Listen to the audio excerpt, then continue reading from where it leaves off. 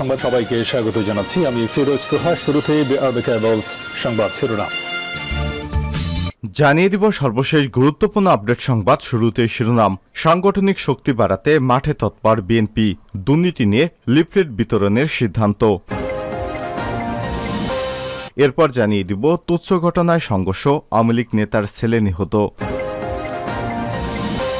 এদিকে কোকের বিজ্ঞাপন নিয়ে কাজল আরেফিনকে 48 ঘন্টার আলটিমেটাম। কোকোকলার বিজ্ঞাপন নিয়ে এবার নির্মাতা কাজল আরেফিন অমিকে 48 ঘন্টার আলটিমেটাম দিয়েছে সাইবার কমিউনিটি। আজ প্রতিষ্ঠানটির ফেসবুক পেজের মাধ্যমে এই ঘোষণা দেওয়া হয়। জানিয়ে দিব টেকসই উন্নয়নের লক্ষ্যে পানি সম্পদ ব্যবস্থাকে অগ্রাধিকার দিতে হবে, জানালেন পরিবেশ মন্ত্রী। এদিকে পণ্য বয়কট অভিযানে কার লাভ কার ক্ষতি। গাজা উপত্যকায় ইসরায়েলি বাহিনীর হামলা যত তীব্র হচ্ছে তত পাল্লা দিয়ে বাড়ছে ইহুদিবাদ সমর্থনকারীদের প্রতি ক্ষোভ এবং নিন্দা। এমন পরিস্থিতিতে যেমন আন্তর্জাতিক কোম্পানি ইসরায়েল সেনাবাহিনী এবং সরকারকে সমর্থন করে তাদের পণ্য বয়কটের আহ্বান জানান ফিলিস্তিনপন্থীরা। কিন্তু এসব বয়কটে কি আসলে কোনো বড় প্রভাব পড়ে, নাকি বয়কট প্রচারণা কেবলই রাজনৈতিক প্রতিক্রিয়ার অংশ? এ বিষয়ে গুরুত্বপূর্ণ সংবাদ থাকবে বন্ধুরা। সম্পূর্ণ সংবাদটি জানতে ভিডিওটি না টেনে দেখতে থাকুন। এবং সর্বশেষ জানিয়ে দিব নির্বাচনের আগেই দুঃসংবাদ পেলেন যুক্তরাষ্ট্রের বর্তমান প্রেসিডেন্ট জো বাইডেন। নির্বাচনের আগে বড় ধাক্কা খেলেন তিনি। ছেলের কুকীর্তির কারণে সম্মানহানি ঘটল তার। মাদকাসক্ত অবস্থায় মিথ্যা তথ্য দিয়ে অস্ত্র কেনা মামলায় ছেলে হান্টার বাইডেন অভিযুক্ত হয়েছেন। অভিযুক্তের কারণে স্থানীয় সময় মঙ্গলবার তার বিরুদ্ধে আনা 3টি অভিযোগই প্রমাণিত হয়েছে। এরপর পরই আদালতে তাকে অভিযুক্ত করা হয়। প্রিয় দর্শক, এতক্ষণ শুনছিলেন সংবাদ শিরোনাম, এবারে বিস্তারিত। তবে তার আগে বন্ধুরা, আপনি কোন স্থান থেকে আমাদের সংবাদটি দেখছেন কমেন্ট করে জানিয়ে দিন। এই সংবাদ সম্পর্কে আপনার মূল্যবান মতামত। প্রিয় দর্শক, আপনি যদি আমাদের চ্যানেলে নতুন হয়ে থাকেন, ভিডিওটি দেখতে দেখতে চ্যানেলটি সাবস্ক্রাইব করে রাখুন, যাতে করে আমাদের লেটেস্ট আপডেট সংবাদগুলো সবার আগে আপনার কাছে পৌঁছে যায়। সাংগঠনিক শক্তি বাড়াতে মাঠে তৎপর বিএনপি, দুর্নীতি নিয়ে লিফলেট বিতরণের সিদ্ধান্ত। সাংগঠনিক শক্তি জোরদার করতে মাঠ পর্যায়ে তৎপরতা বাড়িয়েছে বিএনপি। এর মধ্য দিয়ে নতুন আন্দোলনের প্রস্তুতি নিচ্ছে দলটি। প্রাথমিক পর্যায়ে জনস্বার্থ সংশ্লিষ্ট বিভিন্ন ইস্যুতে কর্মসূচি পালনের পরিকল্পনা করছে বিএনপির হাইকমান্ড। এর অংশ হিসেবে ক্ষমতাসীন আওয়ামী লীগ সরকারের মন্ত্রী এমপি আমলাদের দুর্নীতি তথ্য সংবলিত লিফলেট বিতরণ করা হবে। গত সপ্তাহে দলের সর্বোচ্চ নীতি নির্ধারণী ফোরাম স্থায়ী কমিটির ভার্চুয়ালি বৈঠকে এই সিদ্ধান্ত গ্রহণ করা হয়েছে। পাশাপাশি ছাত্রদল, যুবদল, স্বেচ্ছাসেবক দল এবং কৃষক দলের পক্ষ থেকে সারা দেশে তৃণমূল নেতাকর্মীদের সঙ্গে মতবিনিময় করা হচ্ছে বলে সংশ্লিষ্ট সূত্র থেকে জানা গেছে। এদিকে বিএনপির স্থায়ী কমিটির ওই সভায় দলের জাতীয় কাউন্সিলের বিষয়ে ফের আলোচনা হয়। কমিটির সদস্য সালাউদ্দিন আহমেদ অনির্ধারিত আলোচনায় বিষয়টি উত্থাপন করলে বিএনপির মহাসচিব মির্জা ফখরুল ইসলাম আলমগীর সহমত প্রকাশ করেন। কাউন্সিলের পক্ষে তিনি যুক্তি তুলে ধরে বলেন, এখনই কাউন্সিল করার সময়। দলের ভারপ্রাপ্ত চেয়ারম্যানও তাদের বক্তব্যে সায় দিয়েছেন, তবে এ নিয়ে আলোচনা বেশি দূরে এগোয়নি। বিএনপি নেতারা জানান, দ্বাদশ জাতীয় সংসদ নির্বাচনের আগে সরকার পতনের দাবিতে টানা এক দফার আন্দোলন করতে গিয়ে নানা কারণে ক্লান্ত হয়ে পড়েছে দলটির নেতাকর্মীরা। প্রায় 28,000 নেতাকর্মীকে গ্রেপ্তার এবং কারারুদ্ধ করা হয়। ইতিমধ্যে তাদের প্রায় সবাই কারামুক্ত হয়েছেন। ফলে আবারও সাংগঠনিক শক্তি বৃদ্ধির মাধ্যমে নতুনভাবে আন্দোলনের নামতে চায় বিএনপি। খোঁজ নিয়ে জানা গেছে, সেনাবাহিনীর সাবেক প্রধান আজিজ আহমেদ এবং পুলিশের সাবেক আইজিপি বেনজির আহমেদের দুর্নীতির ঘটনায় সরকারের মনোভাব নিবিড়ভাবে পর্যবেক্ষণ করছে বিএনপি। পাশাপাশি সরকারের গুরুত্বপূর্ণ পদে দায়িত্ব পালন করা বর্তমান এবং সাবেক শীর্ষ কর্মকর্তা এবং ক্ষমতাসীন দলের সাবেক ও বর্তমান এমপি, মন্ত্রী এবং নেতাদের ব্যক্তিগত দুর্নীতি অনুসন্ধান করা হচ্ছে। এর জন্য একটি কমিটি গঠন করা হয়েছে। পাশাপাশি সরকার সংশ্লিষ্ট দুর্নীতিবাজ কর্মকর্তা, মন্ত্রী, এমপি এবং নেতাদের দুর্নীতি নিয়ে লিফলেট বিতরণ করবে দলটি। বিএনপি নীতি নির্ধারকদের মতে দেশ পরিচালনায় আওয়ামী লীগ সরকার চরম ব্যর্থ হয়েছে। সীমাহীন দুর্নীতি এবং ভয়াবহ অর্থনৈতিক সংকট সহজে কাটবে না। আগামী দিনে ক্ষমতাসীনদের দুর্নীতি এবং অর্থনৈতিক সংকটের সামনে রেখেই ফের আন্দোলনের ভিত তৈরি করার লক্ষ্যে কাজ করছেন তারা।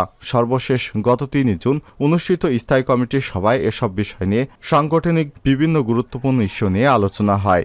স্থায়ী কমিটির 2 জন সদস্য কালবেলাকে জানান, সরকারের দুর্নীতির বিভিন্ন তথ্য উপাত্ত সংগ্রহ করা হচ্ছে। আনুষ্ঠানিক সংবাদ সম্মেলনের মাধ্যমে সেগুলো উপস্থাপন করা হবে। এছাড়াও খাতভিত্তিক দুর্নীতির খতিয়ান তৈরি করে তা সারা দেশে লিফলেট আকারে বিতরণ সহ ঢাকায় সভা সমাবেশ করার পরিকল্পনা করা হচ্ছে।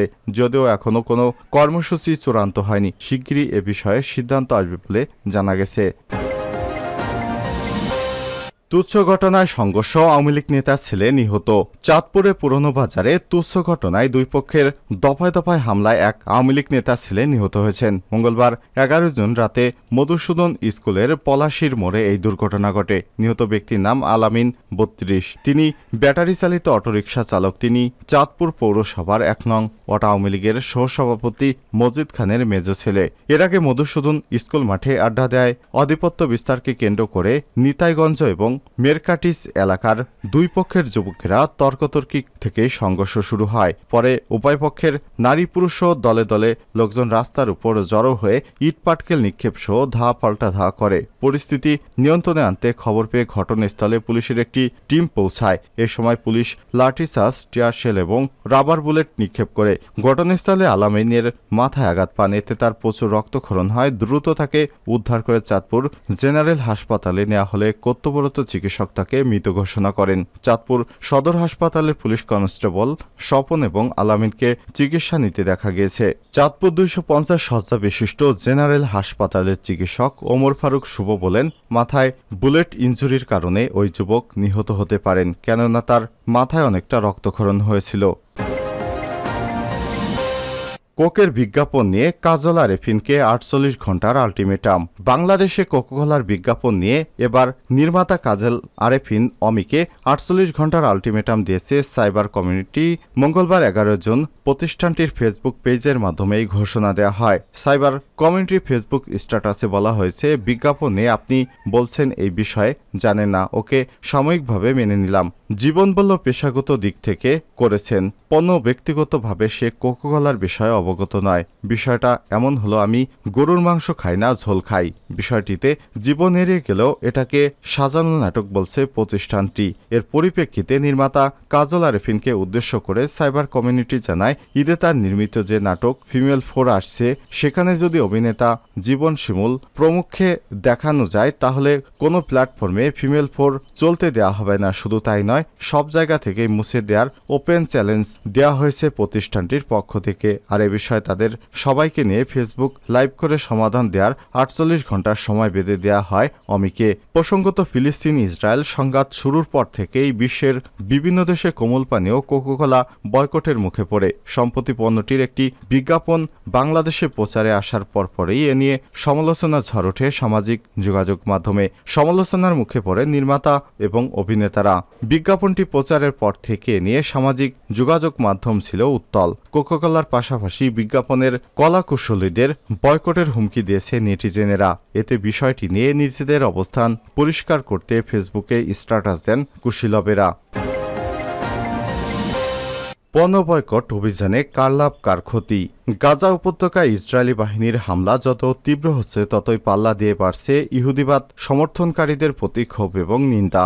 এমন পরিস্থিতিতে যেসব আন্তর্জাতিক কোম্পানি ইসরায়েলের সেনাবাহিনী এবং সরকারকে সমর্থন করে তাদের পণ্য বয়কটের আহ্বান জানান ফিলিস্তিনপন্থীরা। কিন্তু এসব বয়কটে কি আসলে কোনো প্রভাব পড়েছে, নাকি বয়কট প্রচারণা কেবলই রাজনৈতিক প্রতিক্রিয়ারই একটি অংশ মাত্র? বিবিসির অ্যারাবিকের এক প্রতিবেদনে বলা হয়েছে, 2 দশক আগে ইরাকে মার্কিন আগ্রাসনের সময় আরব দেশগুলোতে যুক্তরাষ্ট্রের পণ্য বয়কট করা হয়েছিল। গাজা যুদ্ধের আগে সর্বশেষ যে বয়কট প্রচার অভিযান আলোচিত হয়েছে সেটি ছিল সুইডেন এবং ডেনমার্কের বিরুদ্ধে। ওই দেশ দুটি কোরআন পোড়ানোর অনুমতি দিলে আল আজহারের মতো ধর্মীয় প্রতিষ্ঠানের প্রতিক্রিয়ায় সুইডিশ এবং ডেনিশ পণ্য বয়কটের আহ্বান জানানো হয়। যেসব বহুজাতিক কোম্পানির বিরুদ্ধে যুদ্ধে ইসরায়েলকে সমর্থন দেওয়ার অভিযোগ রয়েছে তাদের পণ্য বয়কটের ডাক দেওয়ার মূলে রয়েছে boycott divestment and and sanction তথা বিডিএস প্রচারাভিযান।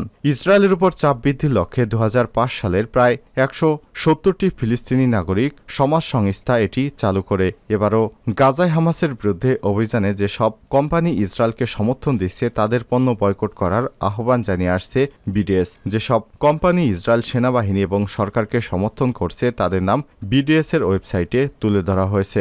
একই সঙ্গে যেসব মার্কিন কোম্পানি ইসরায়েলের প্রতি রাজনৈতিক এবং সামরিক সমর্থন জানায় তাদের পণ্য বয়কটের আহ্বান জানানো হয়েছে। জর্ডানের অর্থনীতিবিদ এবং বিনিয়োগ বিশেষজ্ঞ ওয়াজদি মাখামরে জানান, বৈশ্বিক কোম্পানির পণ্য বয়কট স্থানীয় কোম্পানির পণ্য বিক্রি এবং সম্প্রসারণে সাহায্য এবং উৎসাহ যোগাতে পারে। তবে বয়কট বেশি সময় ধরে চলতে থাকলে বিদেশি কোম্পানিগুলো বিনিয়োগ কমে আসলে স্থানীয় অর্থনীতি ক্ষতিগ্রস্ত হতে পারে। ইজিপশিয়ান ফোরাম ফর ইকোনমিক স্টাডিজের প্রধান রাশেদ আবদে জানান, যদি মূল কোম্পানির কোনো শাখাকে বয়কট করা হয় তাহলে মূল কোম্পানি ক্ষতিগ্রস্ত হবে। তবে যেসব স্থানীয় কোম্পানি মূল কোম্পানির ট্রেডমার্ক ব্যবহারের অধিকার পান, বয়কটে কেবল তাদেরই ক্ষতি হয়, তাতে মূল কোম্পানির কোনো ক্ষতি হয় না। তবে চলমান বয়কট প্রচারাভিযানে পশ্চিমা কোম্পানিগুলো বেশ ভালো চাপে পড়েছে। গাজা যুদ্ধ শুরু হওয়ার পর তাদের রেস্তোরাঁ এবং ক্যাফে চেইনের শাখাগুলো চাহিদা নাটকীয় হারে কমে গেছে। বিশেষ করে মার্কিন রেস্তোরাঁ চেইন ম্যাকডোনাল্ডস ইসরায়েলি সৈন্যদের বিনামূল্যে খাবার বিতরণ ঘোষণা দেওয়ার পরে তারা মধ্যপ্রাচ্যে বিপাকে পড়ে। অন্যদিকে স্টারবাকস কফি চেইনের বাণিজ্যিক এজেন্ট এক বিবৃতিতে জানায় তারা ইসরায়েলি সরকার বা ইসরায়েলি সেনাবাহিনীকে আর্থিক সহায়তা প্রদান করছে না, যদিও তাদের বিরুদ্ধে এমন অভিযোগের প্রমাণ দেখিয়েছে বয়কটকারীরা।